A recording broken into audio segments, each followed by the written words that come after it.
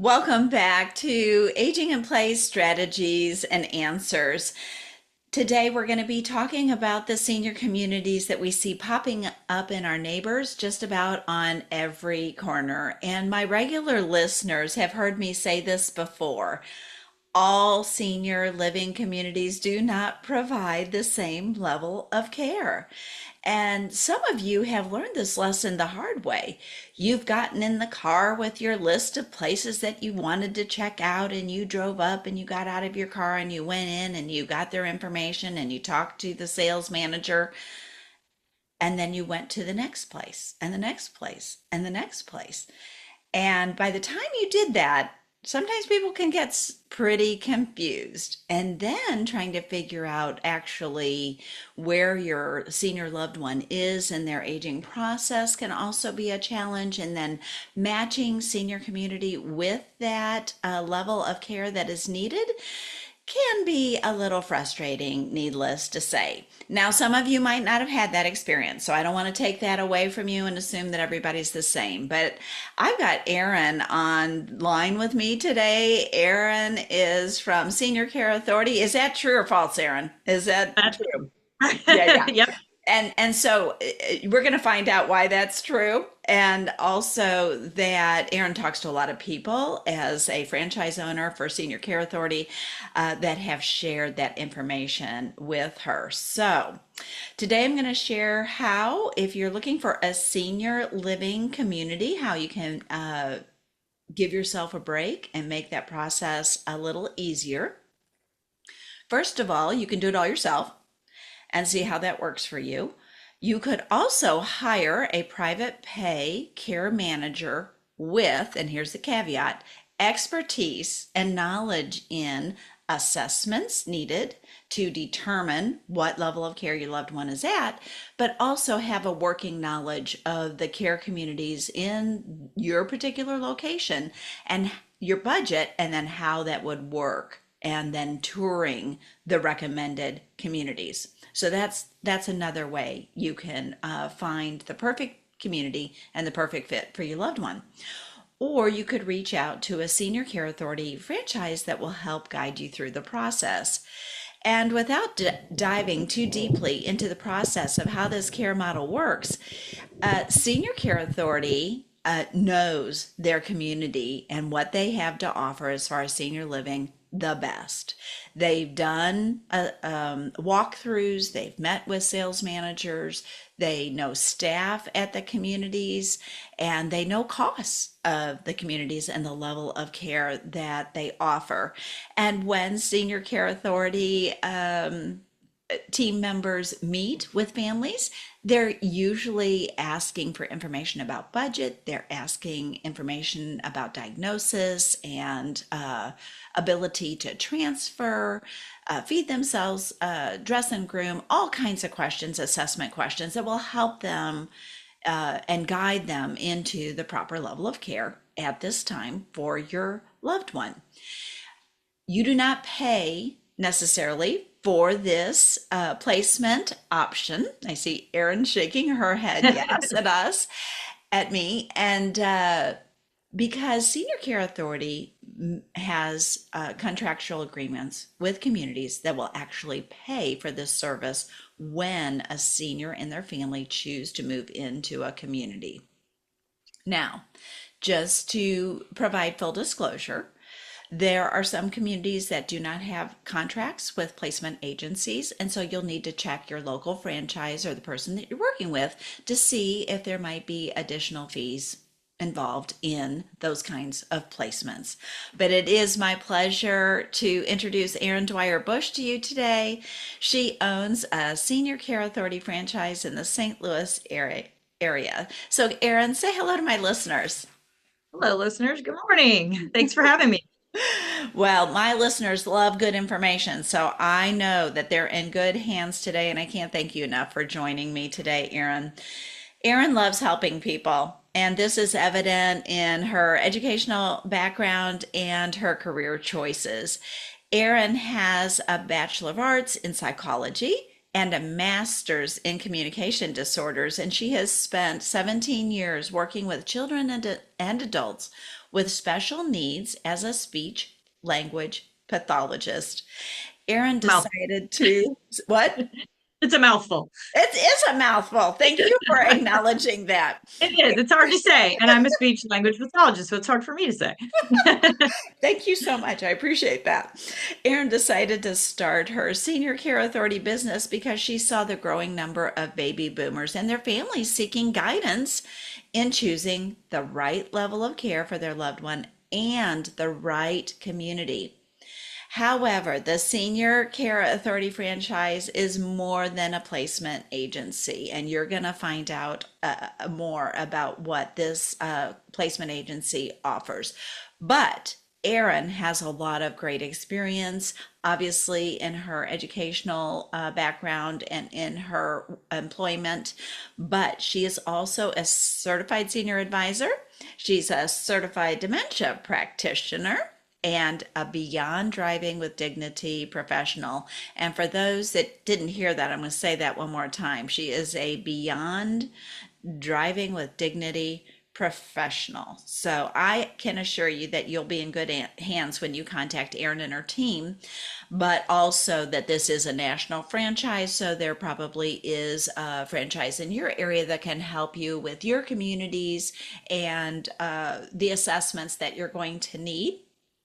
So, one of the reasons that I wanted to bring Erin on my podcast is to help listeners understand that there is help out there when a community placement is needed and the value of what you offer, Erin. But I also wanted to bring the Driving with Dignity, the Beyond Driving with Dignity program out to my listeners because there is not a day that goes by that this conversation is not happening. And Erin and I are kind of laughing about this a couple weeks ago is that just because you have dementia doesn't mean you don't try to problem solve. And especially when your car has been disabled by a family member. It's amazing what tasks that Yes. someone They can get do. very creative. Someone can do. But this conversation is just hard. So let's get started today, Erin. And I would love for you to tell my listeners how you found out about this program. Yes, I can't take all the credit. So over 6 years ago, a good friend of mine, Vicky Sproul, she's in the disability and senior space. She was doing these driving assessments. And I'm like, well, that's interesting. I've never even thought about that, but there's a need. So I asked her, I said, hey, do you think I could do them as well? You know, this is my background, and I really feel this passion for seniors and safety. And I feel like there's not a lot of oversight when it comes to renewing a license. It's pretty easy to pass. I've been with clients that it's kind of amazing how easy it is to get your license renewed. And she's like, I'll introduce you to the owner of the program. The Beyond Driving with Dignity program was created by a wonderful gentleman named Matt Gerwell. He's a retired highway patrolman who lives in Cincinnati, Ohio. And he developed it based on not only what he saw in traffic stops and accidents and things like that, but also based on scientific research. So he put a lot, this is his baby, he put a lot into this. So I went through the training. I met Matt, I became a Beyond Driving with Dignity professional. And then a couple years later, I wouldn't shut up about the program because I just loved it so much. And there's not a lot out there for driving safety with seniors. And so my franchisor, Frank Sampson, he wanted to learn a little bit more about it. He'd heard about it, but he really didn't know how it could translate to our business.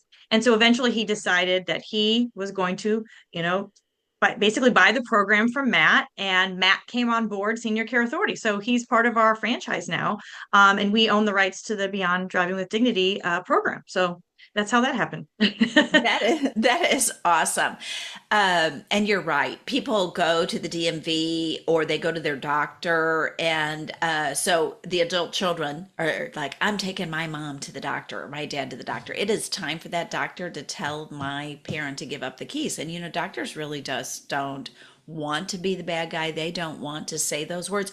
And really, honestly, they don't know if this person can or they can't. So I don't think I would want my doctor to say that either without a proper evaluation. That wouldn't be fair to me as a patient. I don't think Right. so. We're asking them to do something that is a little bit beyond their scope. But yes, We are hoping that the DMV will then do their job.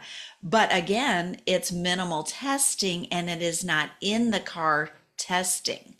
Correct. So this is where our expectation is not correct. And that's why when we ask the DMV, oh, well, should they be driving? They're like, I just renewed their license. Have a nice day. And then as a family member, you're like, oh, this was not good. I wanted this to happen and it's not. So this is where Aaron and of course the Senior Care Authority franchise can really be helpful.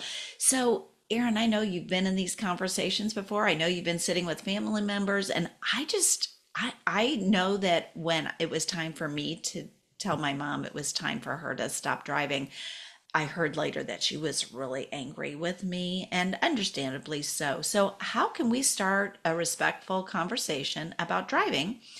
And then, two, what are some of the signs that we're beginning to see that would tell us it is time for us to have this proactive discussion?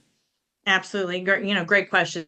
And it's a very difficult conversation. I've had clients say, I'd rather have the funeral conversation with mom and dad than the taking away the keys because a lot of times it's their last bastion of independence. So I get it. It's a very hard topic. And that's why I say, okay, let me handle it.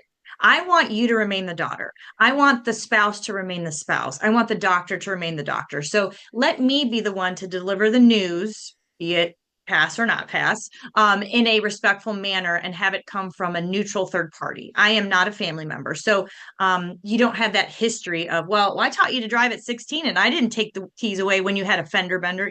There's none of that history. So we want to take that off the families and the doctors because they'd rather just refer out because they haven't seen them drive. But basically, I always say to families to start the conversation, have it in a neutral setting. Please don't do it in the car. Please, don't do it in that setting. Don't do it right after your mom has driven or while she's in the car.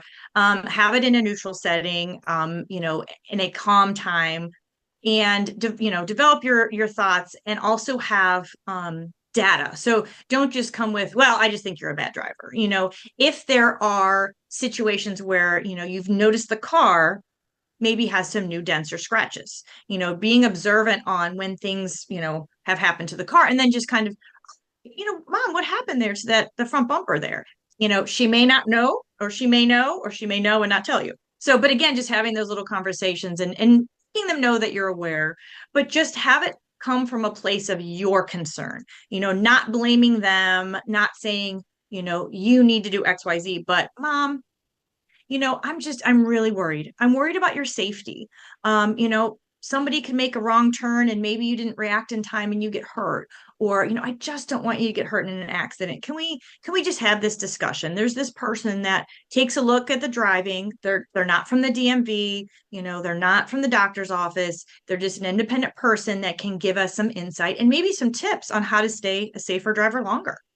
That's wonderful. That's And what I I love think. and I love that third party assessment. And I advocate for those all day long, every day, Mhm. for the exact reasons why you explained, Aaron. It's so much better if Aaron has to be the bad guy than you have to be the bad guy because it really preserves the relationship and it's based on fact. There is a report. And Correct. that is, it's wonderful when you can get everybody on the same page.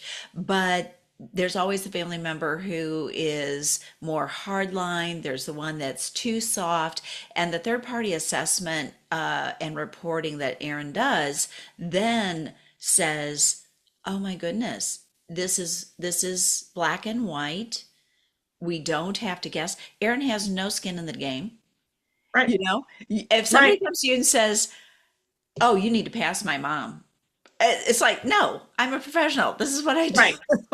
Or fail. I had one say the other day he needs to fail today. I said, "Oh, I hear you, but I'm going to do my independent, study and judgment and look at the facts and then make my determination. So I'm not going to pass or fail someone because somebody wants it. No, that's not Yeah. how I work. So, Yeah, yep, I love that. And listen, I am so happy to pass that difficult conversation on to somebody. And obviously, there is a price point for this. So, could you just give us like a ballpark of what this might cost? Right. So it's a flat fee of $400 and I come to the client. So I come to the senior wherever they're living, whether it's a senior community or their home. I'll go up to about 2 hours away. I do charge a little bit for mileage if I'm going over 45 minutes from, my home in Baldwin. But so yeah, I come to them and then I write the summary report and I mail it to them. And then if they do pass initially, part of the program is I will come out one additional time at no extra cost. So there's kind of this built-in almost insurance policy that, okay, well, mom passed today. Well, she was diagnosed with Alzheimer's. Okay. Well, everyone progresses differently in their disease. So today your mom did really well, but let's keep an eye on it. Now we have a baseline and say 6, 9 months, a year, year and a half, 2 years, you can say, okay, I drove with mom. I knew how she did after your session. I know how she did on the tests. We've seen decline or there's been a health change, or she's on some new medications. Have me come back. And so we've given that senior, more time to drive. And so they feel like they've almost been given, a gift, like, okay, you're not being super harsh, that you're saying, hey, oh, you're okay today, but we don't know how we're going to be in 6, 9, 12 months. We don't have a crystal ball. So it gives them a little more time and a baseline. And I know you had asked about tips for, when it's time to have this conversation. Uh-huh. So those scratches I talked about, if you see mom or dad's car has more dents and scratches than you remember, or they don't, how they got there, that's kind of a sign that maybe you need to have the conversation. Obviously, if they've been pulled over by the police for their driving, that's time. Hopefully we'll do it before there's an accident. Basically if they can't stay in their lane, if there have been vision or hearing changes, and cataracts, things like that. Maybe night driving is no longer safe. But yeah, those are kind of the beginning tips. Having a lot of close calls or near misses where, say you're in the car with your mom and she didn't see that stop sign, or she reacted too slow to it, that kind of thing. So those are some of the things we look for. And a friend of mine told me that she knew it was time for her mother to consider changing her driving patterns when she called more than once saying, I don't know where I am. And fortunately, she knew her mom didn't go very far. So she said, just tell me what's on. What are you looking at? Like, what do you see? Do you see a Mm, mar, and she'll say, I see a Marshall's and then I see the highway. Okay, mom, that's great. So in some cases that was like a yes. big clue there that even though they felt confident at the driving aspect, they're not really being aware of where they are and there's something changing cognitively. So Absolutely. what do you do, Aaron, before you get in the car? You just don't show up at the house and jump in Right. the car. I am positive No, about that. no, this is a long process. I'm there for a while. It's 2.5 hours, depending on how talkative they are, but average is about 2.5 hours. So I am doing a learning conversation. The beginning is just some boring paperwork where we're literally having the person sign some things to validate. I mean, I'm looking at their driver's license, but they're validating to me that they have valid auto insurance, that their driver's license, is valid. I'm looking at it as well. But they're acknowledging that. They're acknowledging that they know why I'm here today, that I am here to help them with their self-awareness regarding their driving skills, because it's not about age and it's not about diagnoses. It's about skill and awareness. So when we notice a skill decline, that's what we're trying to see, if there's a decline in skill. But basically, so we start with the boring paperwork, we sign a bunch of things. They have to give me written permission on who gets to talk about the report with, who gets to see the report. If there's a referring doctor, that doctor will automatically get a copy of the report. But if there's not a referring doctor, it's up to that client. And this is where the Beyond Driving with Dignity comes in. It is their program, and I'm working with them about how this proceeds. So they need to give me written permission. I'm not going to just be able to talk with their wife or daughter about this unless they give me written permission. So we're doing all of that. And then we're doing just some history. We're talking about, well, how do you feel about driving? There's some questionnaires because some people are nervous drivers. Some people are nervous drivers in certain situations, and some are confident, some are overconfident. So we're just trying to find the gauge there. Are we keeping up with our vision appointments? Are we keeping up with our hearing appointments? How active are we socially, physically? There's so much to driving and aging that can be done to help stave off some of those things. So I want to know their social situation. How much do they need help with during the week, during the day? Are they falling a lot? There's a correlation between falling and being able to drive well. And of course, then I do cognitive assessments. I do some problem solving to see, because again, if you happen to get into an accident and you just drive away, well, that's illegal. That's not good. But if you know, oh no, I pull over, I check on the person, I call the police, we exchange information. I wanted to make sure that they know how to problem solve and get through. Like you said, if we get lost, it's okay. We all get lost. But Yeah. if we're getting lost in familiar environments and you've gone to this doctor for 15 years and all of a sudden you can't get there, and then you don't know how to problem solve through that, Right. that's scary. So that's what we're trying to figure out. Can we problem solve through that? And then at the very end, if they pass all of that, they're cognitively, pretty good to go, or on the cusp. I'll get in the car with them and we do a driving exercise. So I am looking at the fit of the car. I am looking at how they're sitting in the car. I'm a car fit technician. So, are they sitting too close? Are they sitting too far away? Do they have a backup camera? If we have a reduced range of motion and we can't look behind us to back up, but we don't have a backup camera or oversized mirrors, there's a huge blind spot. And so that's a danger. You could run over a child or a person or Right. an Right. animal. So again, we want to make sure that the car's fitting them, that we can add adaptations or modifications to it if we need to. So I'm looking at the car fit.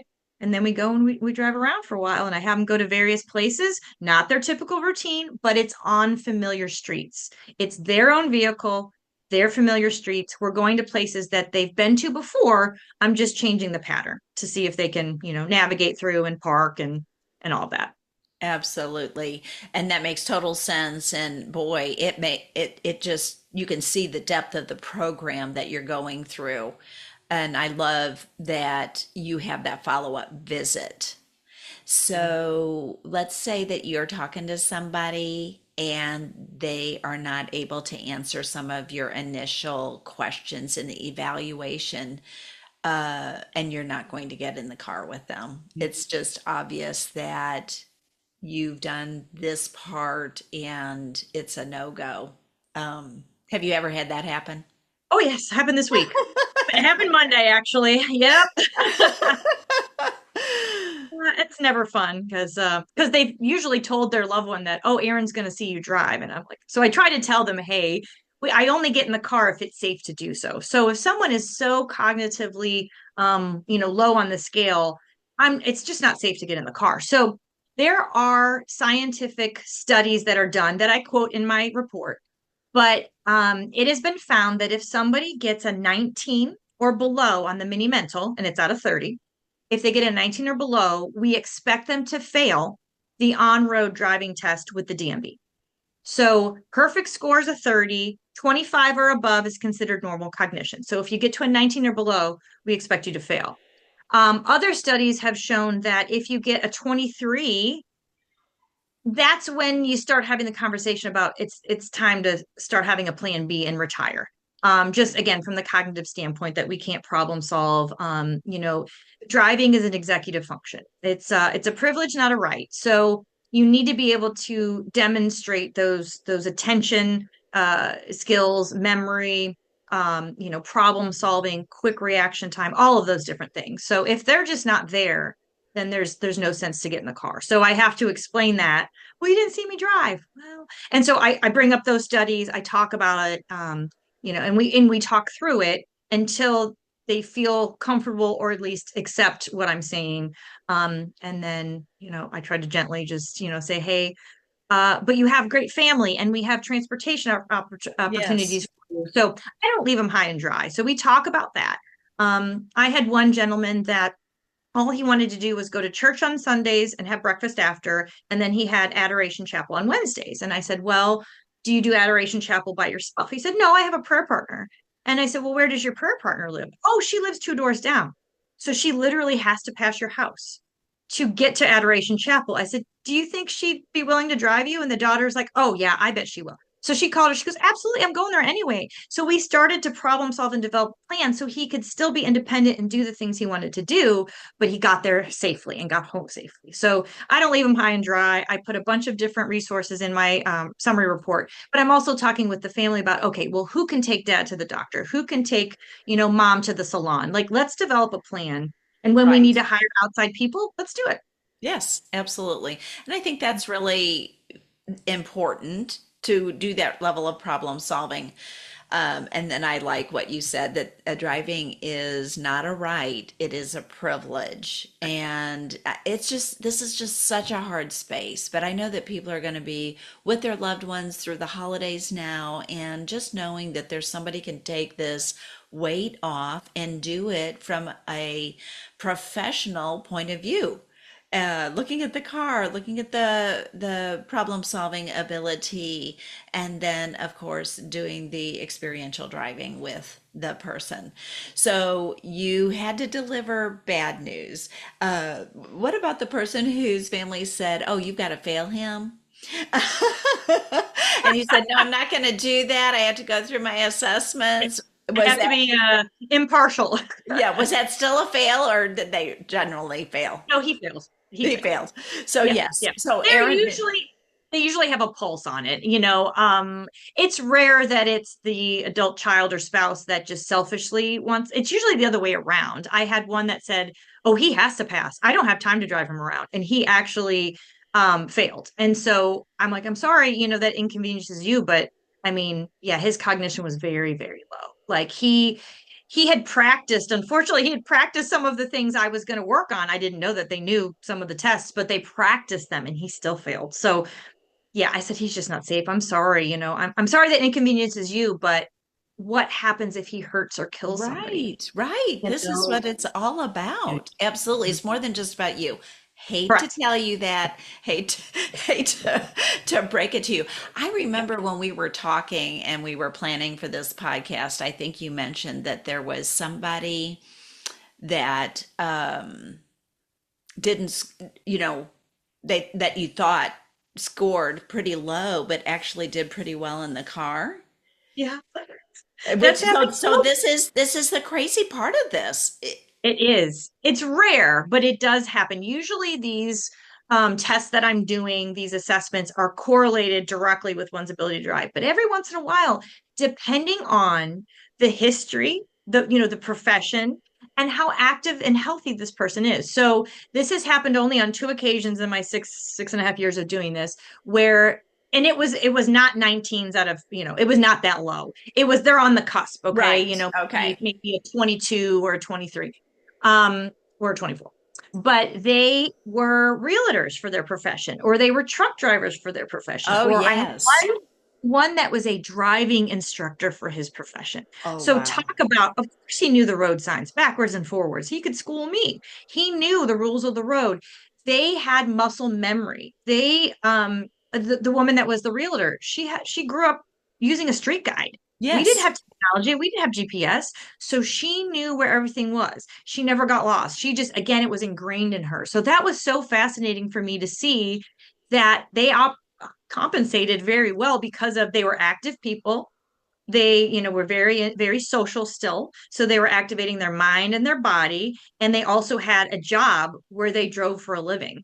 So that combination made up for the little bit of cognitive deficit. So it's rare, but that's why I'm glad I usually will do the driving evaluation, because the doctors a lot of times are like, wow, they drove that well. Yeah. Yeah, Yeah. did it. Very, very Yeah, surprising sometimes. Very exactly. So they're surprising going to get a little sometimes. more time to drive before we talk about retiring their keys, because they are doing so well. And they and Yes. they and they are driving still. They're not driving once every 3 months or something. Yes. The Yes. skills are sharp. And then, maybe it's best that they're not taking their whole retirement community with them in the car, because that Right. can be upsetting and overstress the driver as well. But I've seen that happen. It's like, oh, she's the driver and I'm the shopper. Oh, heaven Mhm. help us all. But let's just be honest. And I'm going to go back to what you said, that you're problem solving. And this is what we need to do for folks, because we know that socialization is important, but isolation is a killer.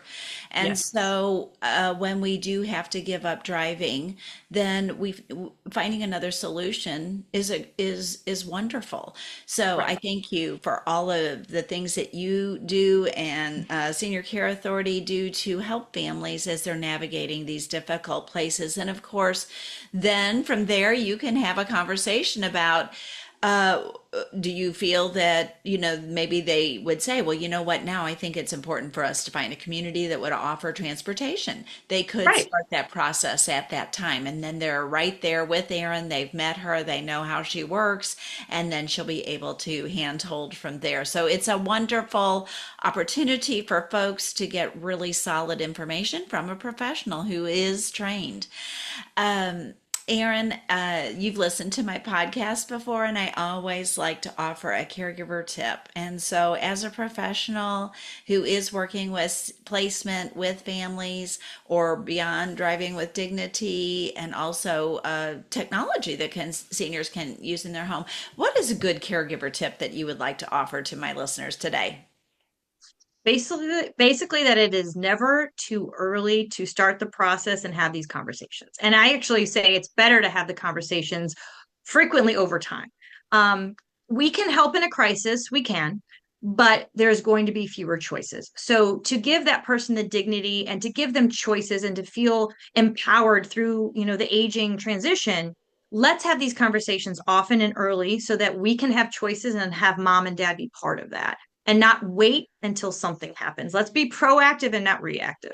Yes. And so when we're working with people with dementia, that's not like let's open the door and you've got 15 choices. What happens is that you're offering two choices.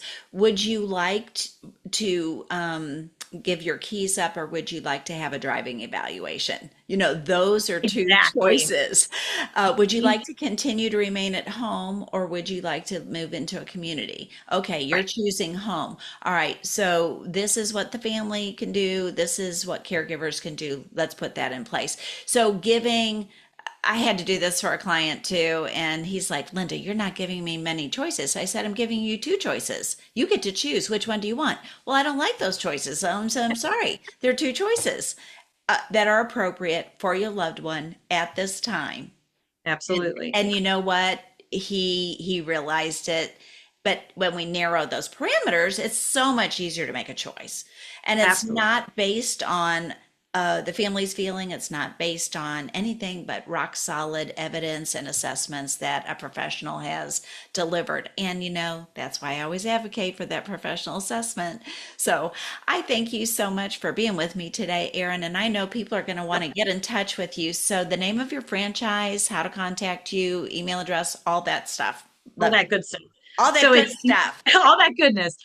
Senior Care Authority. I'm Senior Care Authority of St. Louis, but we're in almost every state. So you can look us up on the web, seniorcareauthority.com/STLOUIS, all one word.